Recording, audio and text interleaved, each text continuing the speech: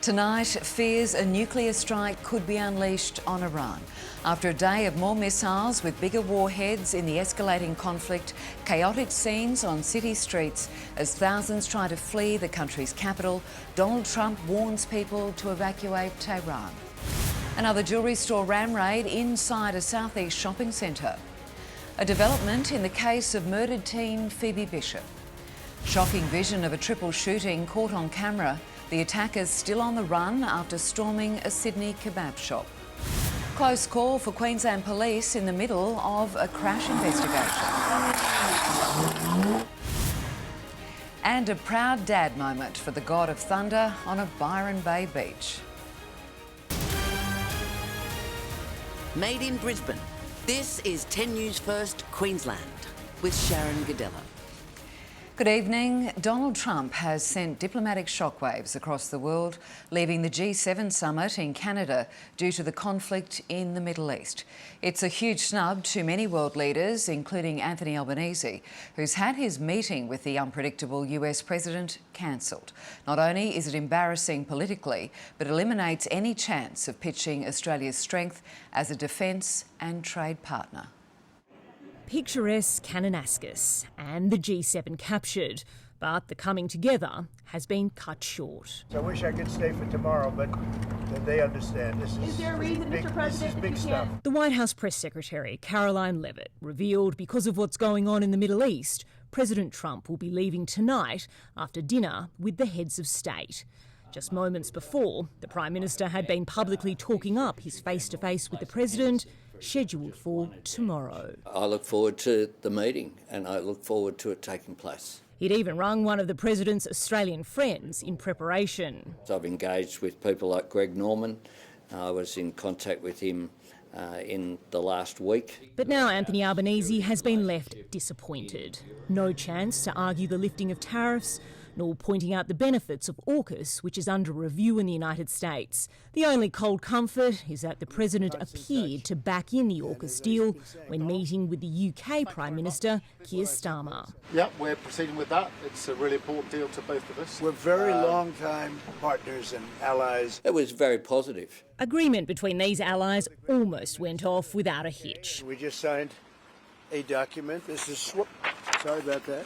A trade deal has been signed which will reduce some of the Trump tariffs. That's despite President Trump making an earlier declaration. I'm a tariff person. So the G7 leaders got their face time, while those like Australia, an outreach partner, have missed out. Anthony Albanese will now leave without even being in the same vicinity as Donald Trump.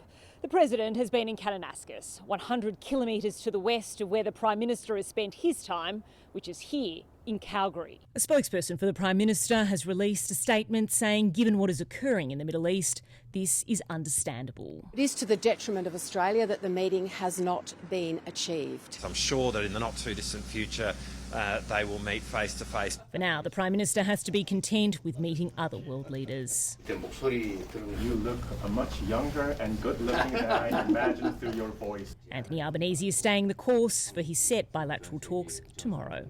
Ashley Raper for 10 News First, Calgary. And our network political editor Ashley is travelling with the Prime Minister and watched all of the chaos in Canada unfold.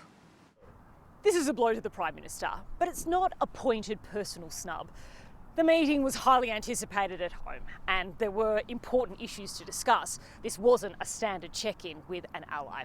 So where to from here, seeing Anthony Albanese has lost this opportunity? Much had been made by the Albanese government and the Prime Minister himself that this face-to-face wasn't so much about sealing a deal, it was about building rapport, building a relationship with President Trump to achieve outcomes in the future. Now Anthony Albanese will return home with big question marks over tariffs, over AUKUS that he simply can't provide answers to. Ashley Raper there in Canada. President Trump is now on his way back to Washington DC, where a full situation room is waiting for him. The conflict between Iran and Israel is rapidly escalating, with regime change now a very real possibility in the Islamic Republic. National Affairs editor Hugh Riminton reports. Live on Iranian television, jarring proof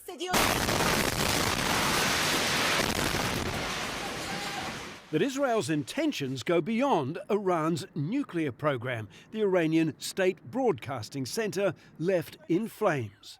I was on the first floor when the bombing happened, says this reporter, blood still on his hands. I don't know how many of my colleagues were martyred. In the last hour, Donald Trump denied his departure from the G7 was to work on a ceasefire. He says it's much bigger than that. The US president has ordered up a second aircraft carrier fleet to the Middle East and warned Iranians everyone should immediately evacuate Tehran. Crowds of Iranians took that advice, Israeli missiles dropping among them even as they fled. An Australian researcher on Iranian state violence believes the regime is fragile. The regime appears weakened and humiliated, as we can see with their top commanders eliminated within days. All evidence suggests the regime is collapsing. Israel openly talks of assassinating Iran's supreme leader. It's not going to escalate the conflict, it's going to end the conflict. With control of the skies, Israel is destroying Iranian war jets and missile launchers seemingly at ease. But the most formidable Iranian nuclear site remains deeply buried and out of reach. America withholding from Israel the huge bunker-busting bombs that could destroy the site forever. And it is not pain-free for Israel. 90-year-old Bella Ashkenazi among its civilians buried as Tehran threatens missile strikes raining down in ever greater number. Hugh Remington for 10 News First. Queensland Police have confirmed human remains found in the Goodnight Scrub National Park near Gingin are those of missing 17-year-old Phoebe Bishop. The remains were discovered during a search of the area on the 6th of June. Police allege Phoebe was murdered on May 15 by her housemates Tanika Bromley and James Wood. They remain in custody. There's been another damaging jewellery store heist overnight. Thieves have driven a car through a Bribie Island shopping centre and rammed into the proud shopfront. Live to Jade Richards. And Jade, it's the second time the jeweller has been targeted. Within just over a month, Sharyn, police say a black ute smashed into the front door of Bribie Island Central at 3 a.m, driving through the shopping centre, then reversing into the Proud's jewellery store over and over again. The two masked thieves entered the store, smashing cabinets and filling their car with jewellery before driving away. Staff arrived to find the store's security roller door snapped in half this morning. The offenders are still on the run and could be the same people who broke into the store's display windows just last month. It also follows a string of jewellery store heists across Queensland. Last week, a car was used in a similar ram raid at a shopping centre in Gladstone. Two Brisbane jewellery stores have also been targeted by a gang of 4 masked men. The owner of one of the shops in Chermside was hit repeatedly with a crowbar and a hammer. Sharyn, that group of offenders hasn't been found either, making this a terrifying time for many in the jewellery business. Yes, I'm sure it is. All right, Jade, thank you for that. Brisbane residents will know tomorrow if they'll be hit with a big rate hike when the City Council hands down its budget. Lord Mayor Adrian Schrinner says he's committed to easing the cost of living burden on households.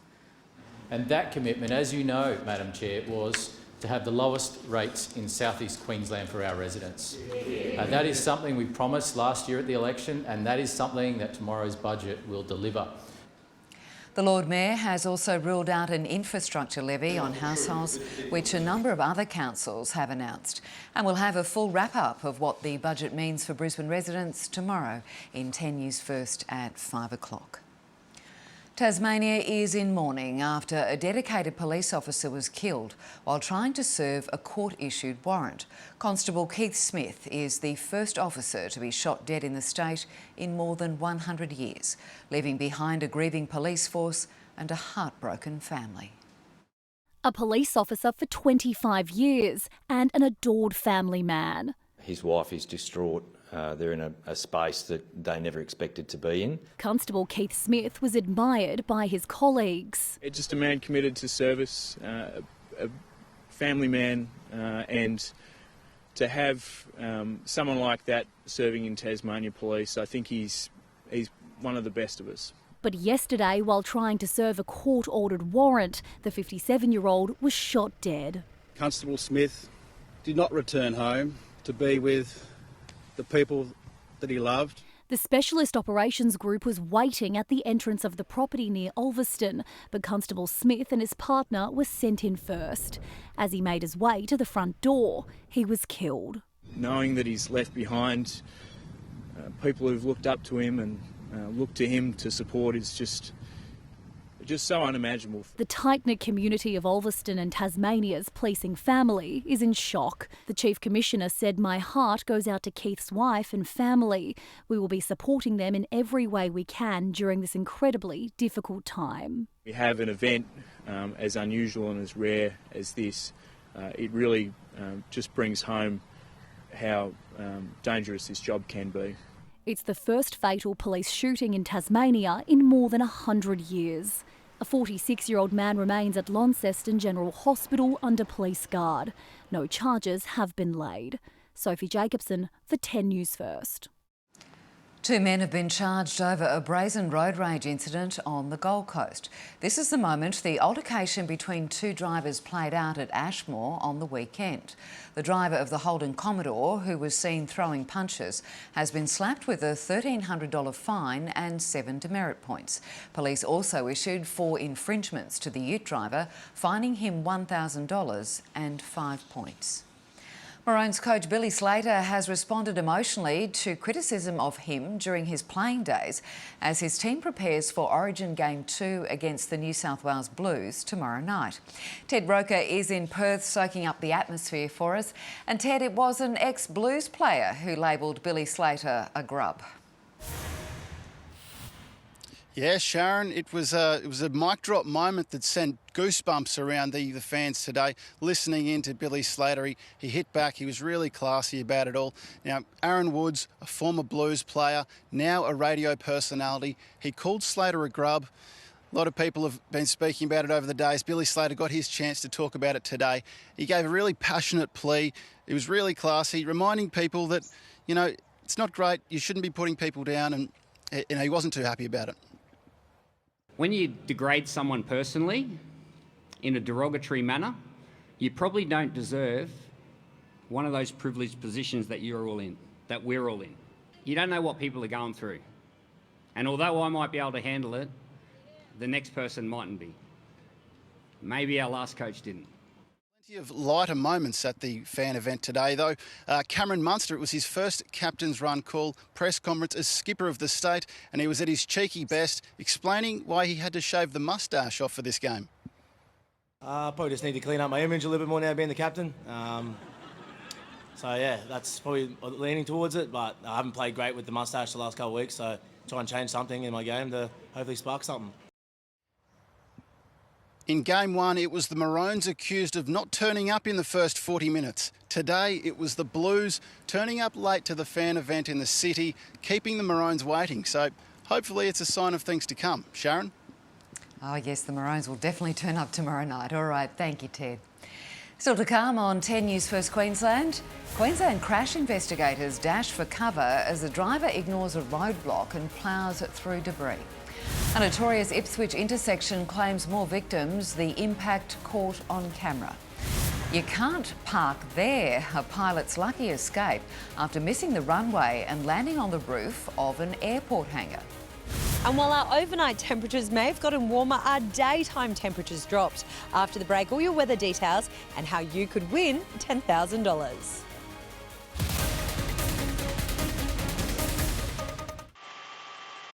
Your home is precious, so are the things inside. And keeping them safe shouldn't cost a fortune. Quote and buy your home and contents insurance online with GIO, and you can save 10% on your first year premium. Get a quote today. Go Harvey Norman half-yearly clearance. Huge deals on King Coil by AH Beard. Cairo Reserve Queen mattress just $14.99. Or the amazing Cairo Estate mattress only $18.99. Plus bonus standard local delivery on selected purchases. Best prices guaranteed at Harvey Norman now. The boys boys from the inspired unemployed are about to take on the world. Are you looking for something? A list? To tick off the ultimate bucket list. It's in Japanese. Only problem, they have no idea what's on it. First one off the list. Let it trickle over us and calm us.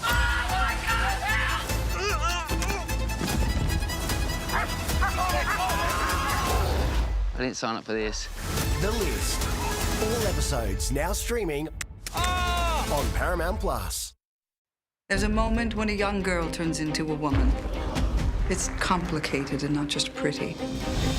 Our goal was to be a good wife and mother. What more is there? I'm not sure you understand. Some people want more. Do I sense rebellion in our midst? Let me be my own person. This is how it starts. I'm building their future. Nothing can go wrong. Not now. The Gilded Age. New season streaming June 23 on Paramount Plus. Saturday. There's more than just walls to this house. It's our home. I would like to list this house.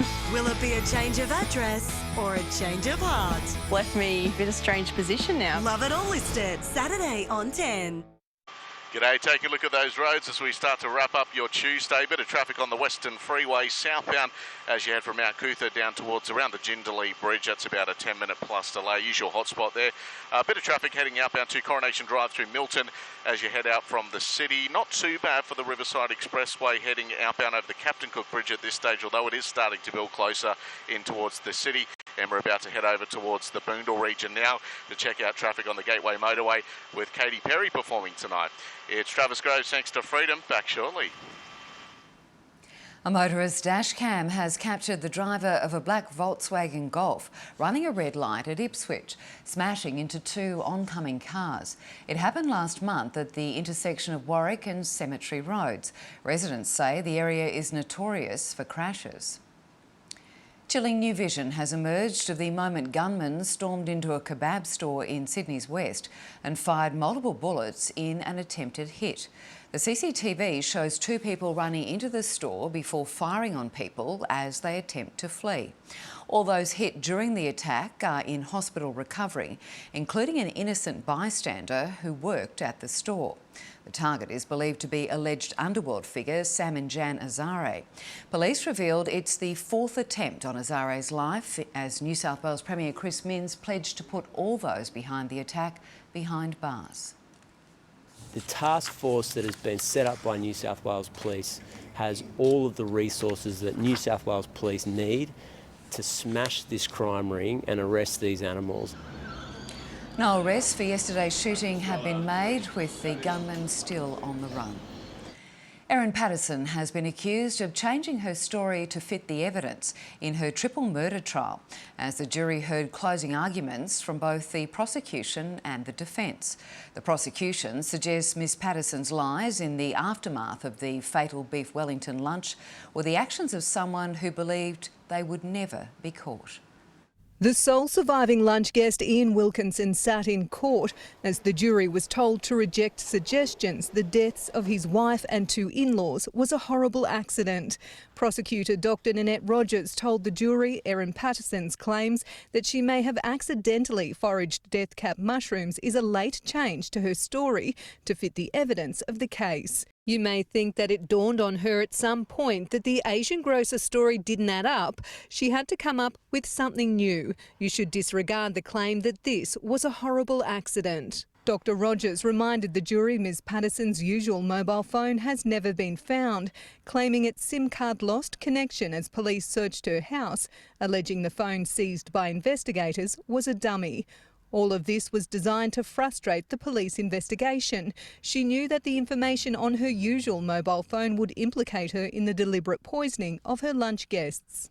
Dr Rogers urged the jury to put emotions aside and find the defendant guilty. You must not feel sorry for the accused. You may not want to believe anyone could do what the accused has done. Look at the evidence. Don't let your emotional reaction dictate your decision one way or the other. Defence barrister Colin Mandy SC launched into his closing arguments by attacking the way Dr Rogers has analysed the evidence. He told the jury the prosecution has cherry-picked the parts which support its case, while discarding what he called the inconvenient truths. If there is a reasonable possibility that death cap mushrooms were put into the meal accidentally, if it is a reasonable possibility that Ms Patterson did not intend to kill or cause serious injury to her guests, you must find her not guilty under the law. He said while Ms Patterson's actions caused the deaths of 3 people and left a 4th critically ill, the jury should resist the urge to punish her. You have to put your natural human emotions when confronted with this kind of situation to one side. This case isn't about who's responsible in some general way. This case is about a criminal offence. Mr Mandy said the prosecution was yet to prove a motive. Without a motive, you're left guessing about the most important element of this case, and that is intention. Why would she take wonderful, active, loving grandparents away from her own children? Ms Patterson has pleaded not guilty to all charges and maintains the deaths of 3 in-laws and the poisoning of a 4th was a tragic accident. Abby Dinham for 10 News First. Queenslanders have returned more than 10 billion containers for recycling and in return claimed more than $1 billion in 10-cent refunds. It's all thanks to the Container Refund Network. And this evening, Liz Cantor is at one of their major refund points on the Gold Coast. And Liz, ahead of the upcoming school holidays, Containers for Change is reminding the community anyone can be involved. Sharyn, think superhero and a muscle-bound Cape Crusader may come to mind, but saving the planet can be as easy as making sure no container goes to waste. And it's also a great way for the kids to make a little bit of extra pocket money over the school holidays. This evening, I'm at Return It in Burleigh. This is one of the refund points where the crushing and recycling process takes place.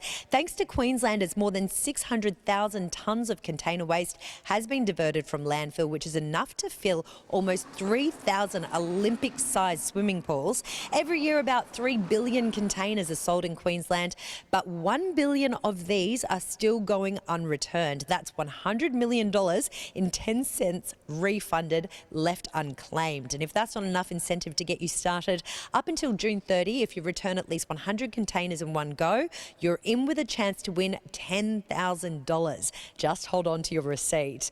Now for a look at today's weather in Brisbane, we had a low of 11 degrees and a top of 18.2 was our coldest daytime temperatures so far this year.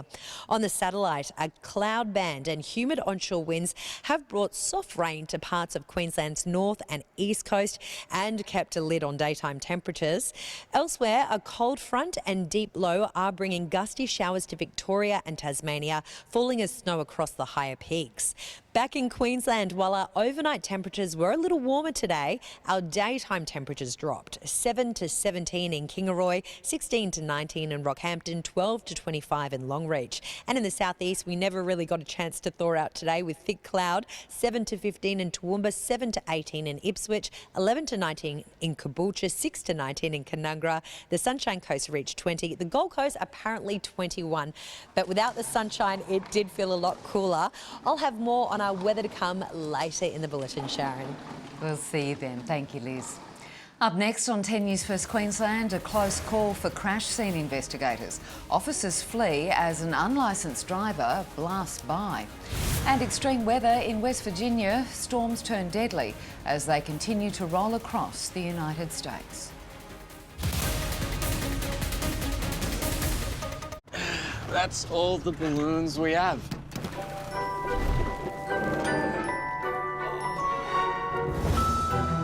Lucky eight, sir. Someone's in for a surprise.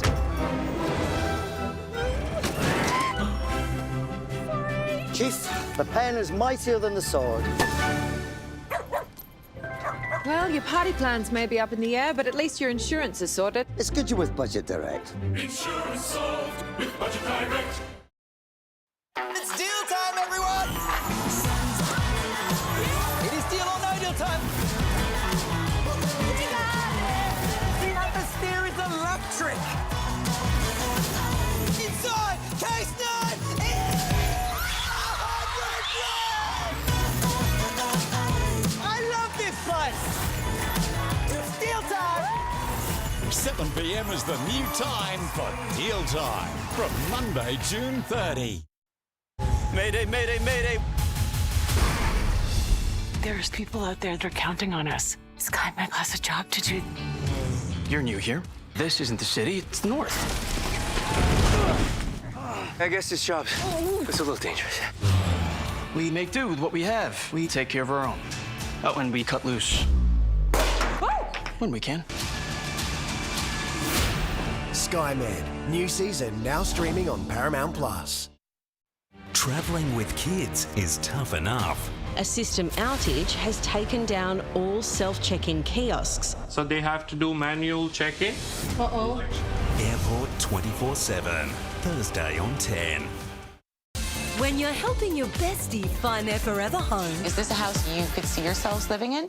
Is it about what they want or about what you want? I love spending other people's money. House Hunters, 7:30 Friday on 10.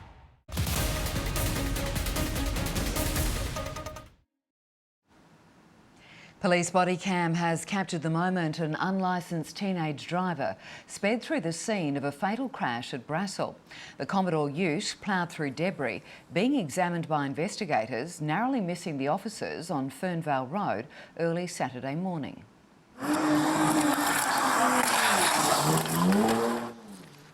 The Coalfalls teen was arrested and is being kept in custody to face Ipswich Magistrates Court tomorrow.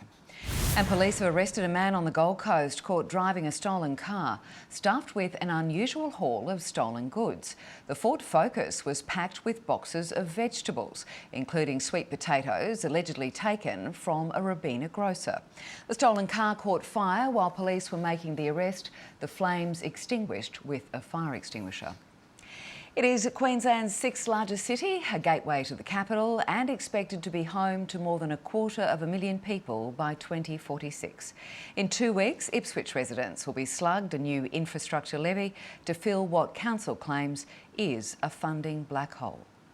Under grey skies, a gloomy mood on Ipswich streets. We're already paying quite a lot on our rates. Really, you know, I don't see why they should put it up again. It's more money to find it when you're on the pension. It's not easy. But it is necessary, according to council, a new $55 levy for ratepayers to fill a $1 billion infrastructure funding gap. We've had to do this due to the lack of funding that we've been receiving from the state and the federal governments. Ipswich is Queensland's fastest growing city. 56 new homes are built here each week. 22 new residents move in every day. Yet its council receives the second lowest funding per capita in southeast Queensland. The state and the federal governments receive over 97% of all the taxes, yet councils look after about 80% of the road network or the waste services. $3 billion has been allocated for Brisbane roads by the state over 3 years. Ipswich will get $200 million, the government instead digging deep for a fire station at Springfield. I think the Mayor would do very well to actually maybe get in contact with the Transport Minister and the Main Roads Minister in relation to those. When you're looking at where infrastructure money goes, it has to go where the need is. It can't be pork-barrelled. Council says the $55 levy will apply to 99% of Ipswich households. The 1% whose homes are valued at more than $900,000 will pay more. They're all dipping out of the one pocket anyway, so whether it's a different hand, whether it's a council hand or whether it's a regional hand or whatever in my wallet, it's all the same. But it's not all spent the same. Matt Johnston for 10 News First. A pilot and trainee have had a lucky escape, managing to walk away with non-life-threatening injuries after their plane landed on a hangar roof instead of the runway. It's not clear yet who was at the controls or exactly how or why the twin-engine plane hit the hangar, then ended up on the roof. But what is clear is more lessons are needed. Disturbing new details have been revealed about the man accused of shooting politicians in Minnesota. Police say the gunman stalked the homes of at least 2 other lawmakers on the night of the attack. As US correspondent Catherine Firkin reports, 57-year-old Vance Bolter now faces the death penalty. Outside the state capital, shock and grief. It's just the fact that this is where we are as a country.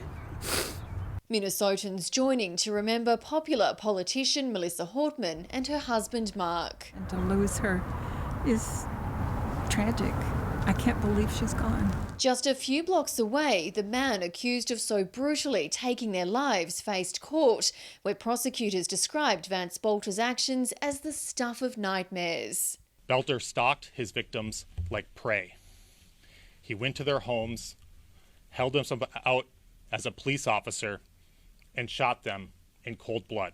Authorities say Bolter first drove to State Senator John Hoffman's house, where he shot and wounded Hoffman and his wife. Bolter knocked on Senator Hoffman's front door and repeatedly shouted, "This is the police, open the door." He then assassinated Democrat lawmaker Melissa Hortman and her husband Mark, but in a disturbing twist, investigators say Bolter also went to the homes of two other politicians. One was away on holiday, and when he arrived at the other, police were already there.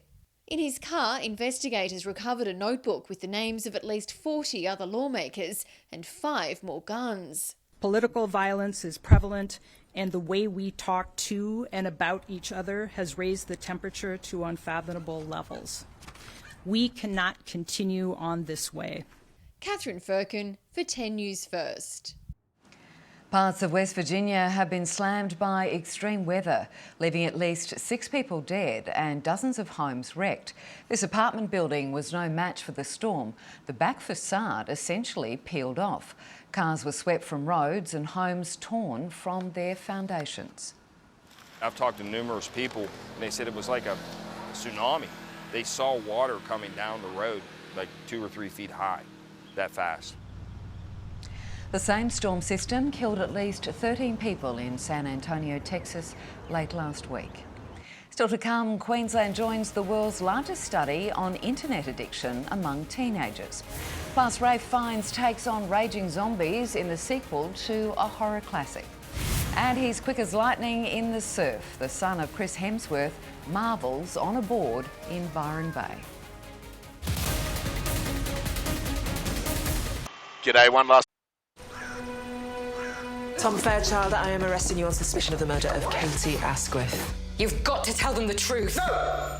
You said no more secrets. Your husband ever been violent to anyone? You've been lying to me. I found your phone, texts. 2 women are dead, maybe more. I'm ashamed. I lied for you. I gave you an alibi. The Serial Killer's Wife, now streaming on Paramount+. Julia Morris has been dreaming of a gold Logie. We both had exactly the same dream. For decades, she's been on our screens making us laugh. So if you think it's her time to shine, it's competition time. Then let's help her win not 1 but 2 Logies. Help Julia's dreams come true. Say she's a celebrity, get her a Logie. And I'm the one that you want. The one that you want. Ooh, ooh, ooh, Julia Morris. Vote for her now at tvweeklogies.com.au. Every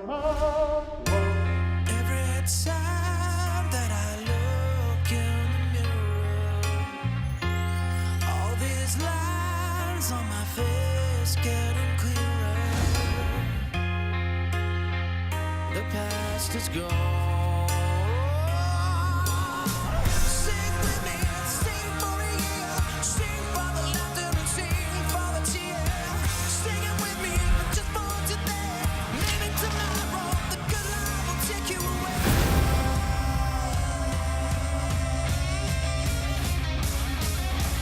Stream on, stream on, stream on, stream on, stream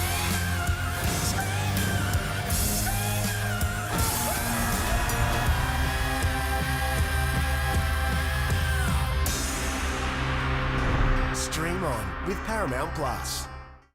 Look at those roads, and of course Katy Perry performing tonight at the Boondall Entertainment Centre, so plenty of people already lined up. That kicks off at 7:30.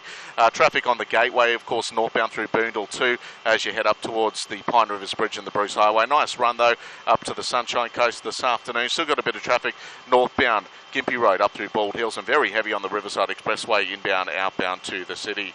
It's Travis Groves, thanks to Freedom. That's your traffic up today. Drive safe, and I'll catch you tomorrow. If you've ever been scrolling on your phone for hours, struggling to put down the device, you may be one of a growing number of people grappling with an internet addiction. Researchers are warning teens are particularly vulnerable, leading to a slippery slope for their mental health. With a single click, you can have a world of knowledge at your fingertips. But it's easy to get carried away spending time online. I really don't like getting on them because you just keep scrolling and lose track of time. Aussie teens are some of the most digitally connected in the world, spending an average of 20 hours a week staring at a screen. How much time do you think you spend on your phone every day? Honestly, all up, probably about 4.5 hours. 10 hours, I think. 3 hours and 9 minutes. But when does it become too much? I think when you can't pull yourself away from it to do important things. You can have subtle signs like just even eye strain through to headaches. And then if it gets a bit more serious, I guess sleep problems are a common sign. Around a third of young people are addicted to the internet through gaming, gambling, shopping or social media. Excessive exposure has been linked to an increase in mental health issues. Because it just changes their behaviour, so emotional regulation goes through the roof if they have too much more. Given what we think this is a significant public health issue, it's sort of an area that might need a rapid research response. QIMR Berghofer is hoping to replicate a study in Europe here in Australia, using artificial intelligence to monitor teens' time online and determine when it becomes problematic. Not only enable these adolescents to self-detect when it's become a problem, but then also to self-manage. Tiani Reid for 10 News First. He might be the god of thunder, but his son caused a storm of his own. Chris Hemsworth's 11-year-old Sasha winning his first ever Byron Bay board riders competition. His proud dad congratulating him down on the beach, while Sasha was chaired up the beach by a group of his friends to the shoreline. The day topped off with a warm hug from mum, actress Elsa Pataky. The Hemsworth reside in a mega mansion nearby in the exclusive coastal community of Broken Head.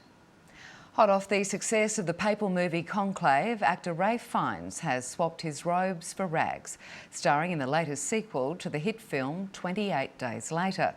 And the contrast with the Vatican couldn't be more pronounced, as this time he's taking on zombies. Zombies are having a moment. Whether it's thanks to The Last of Us or The Walking Dead or more classic fare like Dawn of the Dead and World War Z, the undead can take a healthy bite of box office and ratings. But the stars of the new movie 28 Years Later would rather call it an infected movie because, thanks to COVID, the idea of a mutating virus wreaking havoc now seems very real. I guess we all have some sort of point of reference now when someone says quarantine or isolation or virus. You know, you think back to the kind of image of Cillian Murphy in the first movie, and 20 years ago you would think, wow, you'd never see London like that, and then, you know, lo and behold. Jodie Comer stars alongside Conclave actor Ralph Fiennes, whose character was written to resemble Marlon Brando's memorable turn in Apocalypse Now. He's a bit like Kurtz, he even looks a bit like Kurtz in some respects, surrounded by bones and so on. Like Kurtz, Dr. Kelson becomes obsessed with death, building a bone temple. The temple was an amazing place to look at. It was physically, proper, real, physical, no green screen, nothing, the real thing. I think even the man who owned the land considered keeping it. And director Danny Boyle once again pushes the envelope in his filming techniques, this time wielding a pack of iPhones. We put 20 smartphones, 20 iPhones in an arc around a character for a piece of the violent action. And it's startling, you know, to see it covered in a way that's unusual. 28 Years Later opens in cinemas on Thursday. Angela Bishop for 10 News First. Well, sport time now with Veronica, and Billy Slater earned a frosty reception in Perth. He was sledged a little, Sharyn, but his captain was there to defend him. We'll have more from the West next. Plus, will Ben Hunt return for the Broncos after playing spectator for much of today's session? And the Lions find their replacement for Jack Payne as they aim to break a long drought in Geelong.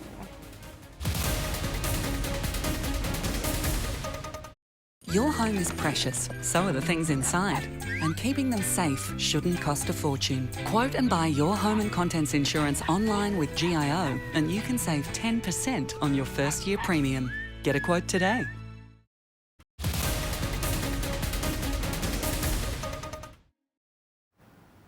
Welcome back. The stage is set for a passionate State of Origin match tomorrow night, with Queensland's new captain launching a defence of his coach.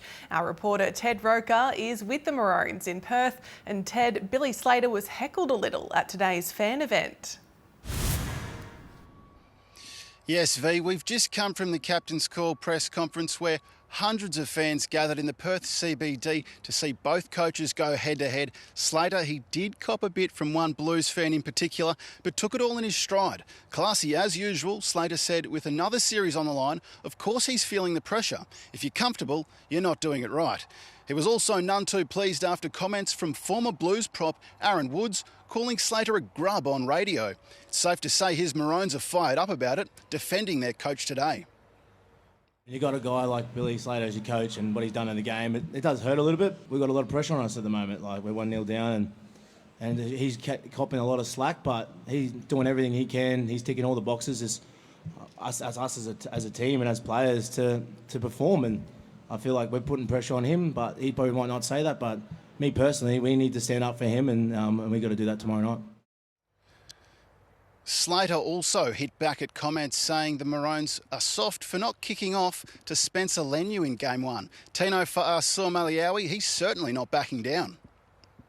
I'm not scared of anyone. I just want to do my job for Queensland. I'm not going to back down from anyone, and that's our whole team. And yeah, we're just going to go out there, get our game on and do what we do best and play our game. So, yeah, not backing down from anyone. The Queensland team are about to train here at Optus Stadium and finalise their tactics ahead of tomorrow's big game. Well, Billy Slater, he said he did hint to us that there could be a few changes to the team. So, V, keep an eye out for that one. Thanks, Ted. Plenty of emotions ahead of tomorrow night. The Broncos will be without Ben Hunt for another week. The veteran was meant to return for Sunday's Sharks clash, but alarm bells were raised when he failed to train with teammates today. There were high hopes that Ben would be in the hunt for a return, but that fell flat fast at Red Hill. Dozer's, getting through his rehab like, the other boys have been, and I think when we do get Dozer back, he'll be back at the right time and we can use, obviously, his experience. Selwyn Cobbo will play in the Queensland Cup. Still exiled from the senior team, his mates rallying around the fallen flyer. He's done some awesome things for this club in the past, so, I'm a big fan of Sally. Obviously, I'm a teammate and a mate off the field, but, I'm sure Sally, when he comes back, he'll be fine. Yeah, it just shows that the jersey's not yours. You're just a carrier, and, you just got to keep working hard. And don't be complacent, and you'll keep your jersey. The Broncos post-bye bracing for a brutal, potentially season-defining month, fronting up against the fifth-place Sharks, third-placed Warriors and top-of-the-table Bulldogs. It's going to be some tough games, and as a club, we're looking forward to that. So, we're trying to do all the preparation we can to get that right. The Dolphins have done plenty right since Jeremy Marshall-King's return, scoring 114 points across those two matches. Not short on confidence ahead of their Knights clash in Perth. No better feeling than winning, and a lot of people doubted us at the start, and just glad we're just getting our wins. And the Titans finally welcome David Fafita back, having not played since round 8. Named on the interchange as they look to stave off the wooden spoon spot against the Eels. If we don't show up, they'll stick it to us. So we've got to zero in and make sure we get the job done this weekend. Josh McLean for 10 News First. The Lions will turn to Darcy Gardner to fill the boots of the injured Jack Payne in their reshuffled backline on Friday.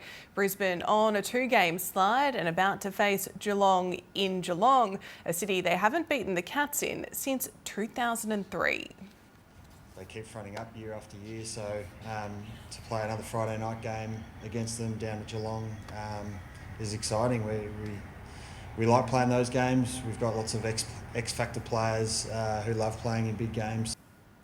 Leicester admitting to some nerves ahead of his matchup with Cats star Jeremy Cameron. The Pacers look to be on track for another remarkable comeback in Game 5 of the NBA Finals when they'd whittled an 18-point deficit down to 2. But this time, OKC was up for the fight, with its defence proving too strong. Jalen Williams had a career game, knocking down 40. Williams has been hot all night, falling away. Got it! 40 points for Jalen Williams. The Thunder won 120 to 109. They lead 3-2. And to add to the Pacers' problems, Tyrese Halliburton played with a calf injury, which restricted him to 4 points. Hands up, who wants to see Ben Stokes give himself a spray? Well, here he is, trying to hit water targets in Red Bull's Impossible Batting Challenge. Oh, it's absolutely rubbish. Oh, Ben, that is just pathetic. How are you feeling? Pissed off. Oh, you absolute melt. To be fair, he did eventually meet the brief, striking all targets to his obvious relief and joining KL Rahul in a final challenge where they both showed why they're at the top of their game so they can share our play of the day. Always nice to see a Pommy a little rattled, Sharyn. Yeah, he got there in the end too. All right, thank you, B. Well, stay with us. Up next, we'll get a final check of your weather.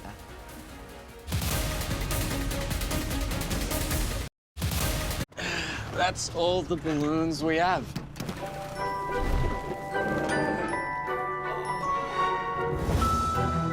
Lucky 8, sir. Someone's in for a surprise.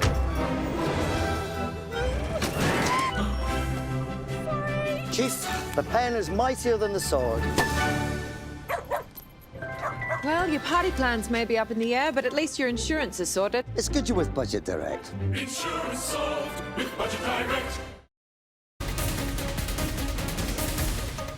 Hello friends, Liz Cantor with your weather, and a reminder that when you return 100 containers or more to Containers for Change up until June 30, you have a chance of winning $10,000. Just hold on to your receipt and you'll also be helping the environment. We didn't really warm up today under a thick layer of cloud, and in our Weather Watchers pick, you'd be forgiven for thinking that the top of these trees was snow, but it's just another frosty morning in the Granite Belt captured by Chris McFarren. Yesterday, the mercury dropped to minus 4.3 degrees. Today was warmer, and we should see that trend slowly continue towards the end of the week.